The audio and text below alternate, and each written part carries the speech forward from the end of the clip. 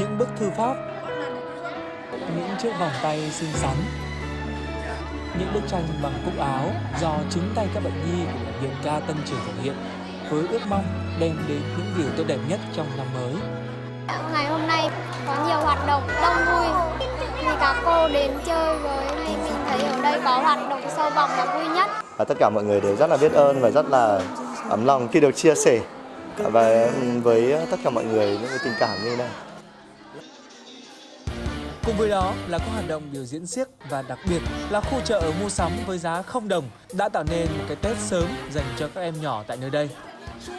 Đặc biệt là những cái dịp Tết đang đến này, các em không có cái cơ hội như các em khác. Chính vì vậy mà chúng tôi đã nghĩ ra cái món quà về tinh thần cho các em để các em được tự tay vui chơi, được đi mua sắm những cái món quà của ngày Tết. Con đến đây cùng các cô, các chú, con chia bánh kẹo, các cái món quà để có thể tặng cho các bạn thiếu được sự may mắn của bệnh viện.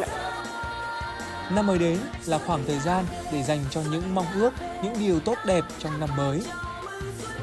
Con muốn năm mới là con ăn thật nhiều để uống nước nhiều để cho mau khỏe. Con mong sẽ nhanh chóng khỏi bệnh ạ.